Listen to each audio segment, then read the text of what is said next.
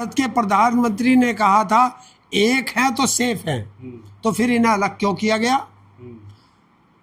उत्तर प्रदेश का मुख्यमंत्री बताए कि बटोगे तो कटोगे, वो तो बट नहीं रहे थे, वो तो कथा करके जोड़ रहे थे। और ये तो सनातनी है, भगवान कृष्ण कथा करने आ जाते, तो क्या भगवान कृष्ण के साथ भी ये ऐसा ही व्यवहार करते?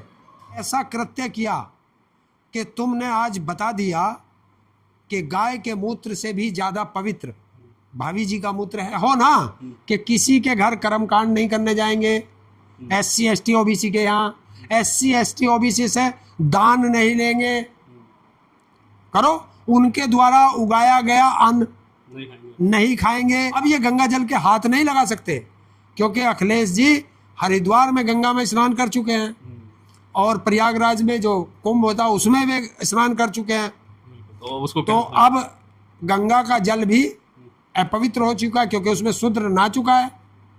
तो अब गंगा जी को किस चीज से पवित्र करेंगे, ये बता दें हमें। प्रदेश की राजनीति एक अलग मोड़ पे है। इटावा में जो कुछ भी हुआ, यादव कथावाचक जब वहाँ कथा करने गए, उनके साथ जो भी कुछ हुआ, मानवीय व्यवहार नहीं कह सकते उसे। उसके बाद अब वहाँ के जो ब्राह्मण समाज वो भी आरोप लगा रहा है, वहाँ की महिलाएं भी आरोप लगा रही हैं उनके ऊपर कि उनके साथ छेड़खानी हुई थी। लेकिन ठीक है, मैं ये मानता हूँ कुछ भी हुआ हो, एक किसी भी बिरादरी का कोई भी एक मानवता भी होती है, किसी के साथ भी कोई भी ऐसा करने का अधिकार नहीं है। प्रदेश जो ये देश है इसमें संविधान लागू है, कानून है, उनके पास भी जा सकते थे। तो इस सब मुद्दे पे हरिंदर ताऊ हमारे साथ हैं, इनसे बातचीत करेंगे कि ये इनके विचार इस मुद्दे पे क्या है। ताऊ, पहले स्वागत है आपका। धन्यवाद आपका और आपके दर्शकों को। ताऊ का राम राम। ताऊ, कैसे देखते हैं ये पूरी घटना जो इटावा में? देखिए, ये एक ऐसी घटना है कि अगर आप शिक्षा नहीं ले सकते, कथा सुन सकते हो, आप कर नहीं सकते। क्यों भाई? किसी का एकाधिकार है क्या उस पर कथा करने पे? भगवान का नाम लेना या ग्रंथों को दूसरों को सुनाना ये कोई और दूसरा नहीं कर सकता। कौन से हमारे संविधान में लिखा है, कौन से हमारे धार्मिक ग्रंथों में लिखा है? ऐसा तो कहीं नहीं लिखा। जो शिक्षा ग्रहण कर लेगा और जो उसके काबिल हो जाएगा वही आदमी कर सकता है। तो क्या मनुस्मृति लागू रखना चाहता है कि मनु वाली बातें करें? जब पुराने जमाने में ऐसा होता था किसी ब्राह्मण ही कथा कर सकता है और भगवान का नाम सुन भी सकता है। देखिए, ब्राह्मण जो है SC से ST से OBC से दान ले सकता है, उसके घर जाके कर्मकांड कर सकता है। अगर वो करने लगे तो इनको बुरा लगे थे कि रोजगार छीनता है, और जब किसी का रोजगार छीनता है तो उसको मिर्ची लगती है। आज का धार्मिक स्वतंत्रता है, कोई भी चाहे कुछ भी कर सकता है। ये कौन लोग होते हैं इसे रोकने के लिए? पाखंडी, धर्म के ठेकेदार, ये वे लोग हैं। सत्ता से संरक्षण पाए हुए लोग ये लोग हैं। वो तो अपने आप को पीड़ित बता रहे हैं कि हमारे से रो रहे हैं ब्राह्मण की, यादव धमकी देने की हम इस गांव में मार देंगे उन्हें।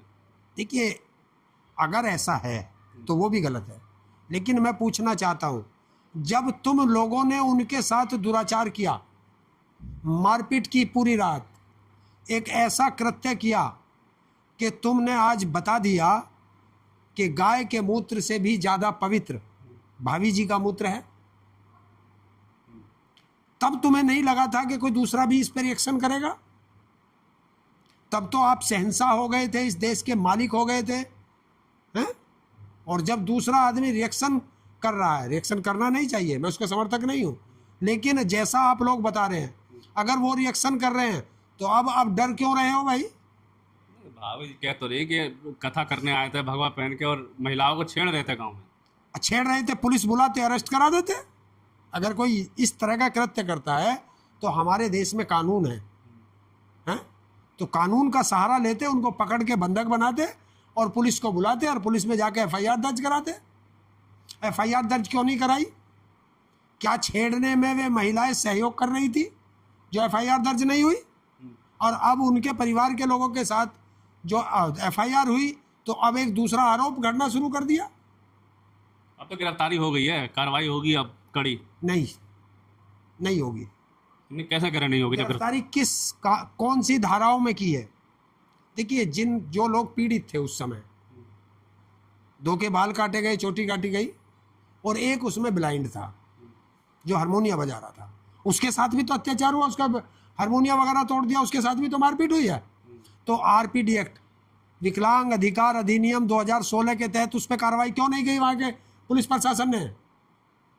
उसका तो अधिकार बिल्कुल अलग है, उसके खिलाफ, उसके अधिकार में आज तक एफआईआर दर्ज नहीं हुई है। तो क्यों वहां के एसएसपी को जानकारी नहीं है? या उत्तर प्रदेश में आरपीडी एक्ट 2016 आज तक लागू नहीं किया गया है? ये बताए ना वहां की प्रशासन, बताए यहाँ का डीजीपी, बताए उत्तर प्रदेश का मुख्यमंत्री कि उस कानून के तहत मुकदमा पंजीकृत क्यों नहीं हुआ? बिल्कुल सवाल, जब तक ये मुकदमा विकलांग अधिकार अधिनियम 2016 के तहत दर्ज नहीं होगा, ये ताऊ आवाज उठाता रहेगा। अच्छा, आप भी उठाते रहेंगे। राजनीति तो अखिलेश यादव भी कर रहे हैं। मैं राजनीति की बात नहीं कर रहा, मैं पीड़ित को न्याय दिलाना, क्योंकि अगर किसी भी विकलांग के साथ कुछ होगा ताऊ आवाज उठाएगा, लेकिन ताऊ खुद विकलांग है। ताऊ ये बात भी है कि पीडीए जो परिवार है, पीडीए परिवार के साथ लगातार अत्याचार हो रहा है, अत्याचार कर रही है सरकार, ऐसा आरोप अखिलेश यादव लगा रहे हैं। नहीं, अब मैं तो जो धर्म के ठेकेदार हैं, मैं उनसे सवाल पूछना चाहता हूं और प्रदेश का मुख्यमंत्री इस पे जवाब दे और भारत का प्रधानमंत्री इस पे जवाब दे।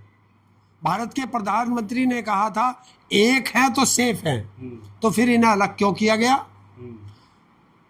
उत्तर प्रदेश का मुख्यमंत्री बताए कि बटोगे तो कटोगे, वो तो बट नहीं रहे थे, वो तो कथा करके जोड़ रहे थे। और ये तो सनातनी है, हिंदू है, तो या तो कहो कि जो वे कथा कर रहे थे यादव लोग, वो सनातनी नहीं है, बताओ ना। उनका धर्म बताओ कौन सा है? बटोगे कटोगे नारा देने वाले आज कहाँ हैं? तो बट गया, कट गया, ये बटे ना। मैं तभी तो कह रहा हूं SC ST OBC माइनॉरिटी जिस दिन एक हो जाएंगे, हिम्मत नहीं है 10-15% वाले इनकी तरफ आंख उठाकर भी देख ले। और अगर ये बटे रहे तो ये ऐसे ही पिटेंगे, ऐसे पिटते रहेंगे। अरे अकेले को देखिए, आप बड़े बुजुर्ग कह के गए हैं कि आप झाड़ू की एक एक सीख को तोड़ सकते हैं, लेकिन अगर झाड़ू एक जगह बंधी हुई है तो आप उसे तोड़ नहीं सकते। ये तो सरकार वो है जो हिंदू राष्ट्र की बात करती है कि हिंदू राष्ट्र बनाएंगे, हिंदुओं को एक करेंगे। अब कहाँ गए हिंदू? तो वो मुस्लिम पिटे क्या? कथावाचक मुस्लिम थे क्या? ईसाई थे? ये तो मुल्ला बता रहे हैं उन्हें, तो कह रहे हैं ये तो मुल्ला मर पिटे हैं, कुछ लोग कह रहे हैं कमेंट पे। तो आप बिल्कुल, मैं मान सकता हूँ वो यदु मुल्ला थे। तो मध्य प्रदेश का मुख्यमंत्री जो है वो यदुमुल्ला है? बताओ ना, वो यदुमुल्ला तुमने मुख्यमंत्री कैसे बना दिया? बताओ, जवाब इन्हीं से लो। जो इस तरह की भाषा बोलता हो उसको उसी भाषा में अगर आप जवाब देना शुरू कर दोगे और एकता की तरफ चलोगे तो फिर तुम्हारा कोई कुछ नहीं बिगाड़ सकता। और रही बात अखिलेश जी की, अखिलेश जी ने जो ये पीडीए बनाया है, ये पीडीए ऐसे नहीं बनाया है। जो पीड़ित है उन सबको एक साथ लाने के लिए, उनको संरक्षण देने के लिए, उनके अधिकारों की रक्षा के लिए। और बाबा साहब का तो एक कहना ही था, शिक्षित बनो, संगठित बनो, ये तो था ही। लेकिन सवाल ये भी है कि अभी पहलगाम में जब घटना हुई तो इसी भारतीय जनता पार्टी के लोगों ने पूरे भारत में एक पोस्टर जारी किया था, उसमें लिखा था कि जाति नहीं धर्म पूछो। तो ये क्या हुआ? आप ये एक राजनीतिक स्टंट था। जब वहां सब चीज की वीडियो आ रही थी, एक वीडियो ऐसी आई कि आतंकवादी तुमसे पूछ रहा हो जाति, वो वीडियो कहीं आई क्या? नहीं आई ना। लेकिन ये सवाल तो एक चलाया गया प्रोपगेंडा था। इटावा में क्यों पूछ ली जाती? फिर ये प्रोपगेंडा है सरकार के, RSS का ये प्रोपगेंडा है कि कैसे तोड़ोगे तुम। मनुस्मृति लागू करना चाह रहे हैं क्या प्रदेश में? मनुस्मृति लागू करना चाह रहे हैं क्या? देखिए, इच्छा तो उनकी यही है, लेकिन देश की जनता होने नहीं देगी, क्योंकि संविधान के जो रक्षक हैं वो SC ST OBC माइनॉरिटी के लोग हैं और वो इसे होने नहीं देंगे। भगवत गीता में भी लिखा है कि आप कर्म के हिसाब से, मतलब जिसको जितना ज्ञानी होगा उसके हिसाब से उसका वर्गीकरण किया गया, ना कि जाति के हिसाब से। देखिए, राम की जाति किसने बताई? भगवान राम की जाति किसने बताई? इन्हीं लोगों ने बताई है। तो जब भगवान राम की जाति बता सकते हैं तो आम जनता अपनी जाति क्यों ना बताए? तो ये तो सब चलेगा। अगर इसी जगह वो एक यादव के लड़के थे जो कथा कर रहे थे, और अगर इसी जगह भगवान कृष्ण कथा करने आ जाते तो क्या भगवान कृष्ण के साथ भी ये ऐसा ही व्यवहार करते? बिल्कुल, सवाल जायज है आपका। बता दो। हम्म, कौन से हमारे धर्म, मैं मान लूंगा कि इनका एक अधिकार है, हमें हाथ कंगन को हारसी किया और पढ़े लिखे को फारसी किया। कोई एक ग्रंथ मुझे दिखा दो, मैं भी मान लूंगा जिसमें लिखा हो कि यही जाति के करेंगे। इस जाति के जब बलात्कार करते हैं, क्या वो भी इनका एकाधिकार है कि बलात्कार करेंगे? लेकिन जब ये चोरी करते हैं, वो करेंगे। आप चले जाओ पहाड़ी क्षेत्र में, वहाँ ब्राह्मण लोग वो मदिरा पान भी करते हैं और मांसाहार भी है। लेकिन सवाल उठता है, यादव बाबा रामदेव है, राम रहीम भी पंडित नहीं है, ब्राह्मण नहीं है, और आशाराम भी ब्राह्मण नहीं है, इन लोगों का समर्थन करते हैं, तो आम जनता की पिटाई क्यों? देखिए, उनके अनुयायी ज्यादा हैं, ये कथा सुनने वाला बनाना चाहते हैं। ऐसे आप ये कहो ना कि किसी के घर कर्मकांड नहीं करने जाएंगे, SC ST OBC के यहाँ, SC ST OBC से दान नहीं लेंगे, करो। उनके द्वारा उगाया गया अन्न नहीं खाएंगे, उनके द्वारा बनाए गए भवन में नहीं रहेंगे, कहो। दान तो इन्हीं से चाहिए इनको। हम दान दे सकते हैं, लेकिन हम पढ़ लिख के किसी को प्रवचन नहीं कर सकते, हम पढ़ लिख करके किसी मंदिर के पुजारी नहीं बन सकते। क्या सजा होना यही तो एक अधिकार टूटेगा। क्या सजा होना चाहिए इस पे? क्या सजा होना चाहिए? क्योंकि आरोप उधर से भी लगा। जैसी करनी वैसी भरनी। जांच करे सरकार, निष्पक्ष जांच करे, और जिसने भी ये कुकृत्य किया है ऐसी कठोरतम सजा दे कि आगे से कोई व्यक्ति ऐसा किसी के साथ करने से पहले 10 बार सोचे, तब नजीर बनती है। देखिए, प्रदेश का मुख्यमंत्री हो चाहे देश का प्रधानमंत्री हो सकता है मैंने उन्हें वोट नहीं दी हो, लेकिन जब वो व्यक्ति प्रधानमंत्री बन जाता है, मुख्यमंत्री बन जाता है, वो सबका हो जाता है, सारी जनता उसकी हो जाती है। तो उस सारी जनता को एक पैमाने पर रख करके न्याय करना चाहिए। वो राजा न्याय प्रिय होता है, और जो राजा पक्षपातपूर्ण रवैया अपनाता है वो राजा कहलाने के लायक नहीं होता, वो उस गद्दी के लायक नहीं होता। अब ये प्रदेश के मुख्यमंत्री को निर्णय करना है और देश के प्रधानमंत्री को निर्णय करना है कि गंगा जल से ज़्यादा पवित्र, गाय के मूत्र से ज़्यादा पवित्र अब जो है भाभी जी का मूत्र है। तो अब क्या ये कहीं भी जाएंगे तो क्या आचमन मूत्र का चलेगा गंगा जल की जगह? बता दें। क्योंकि गंगा, अखिलेश जी ने जब मुख्यमंत्री पद छोड़ा था तो इन्होंने मुख्यमंत्री भवन को गंगा जल से धुलवाया था। अखिलेश जी कन्नौज या इटावा में कहीं एक मंदिर में गए थे तो इन्होंने वो मंदिर भी गंगा जल से धोया था। अब ये गंगा जल के हाथ नहीं लगा सकते क्योंकि अखिलेश जी हरिद्वार में गंगा में स्नान कर चुके हैं और प्रयागराज में जो कुंभ होता है उसमें वे स्नान कर चुके हैं। तो अब गंगा का जल भी अपवित्र हो चुका है क्योंकि उसमें शूद्र नहा चुका है।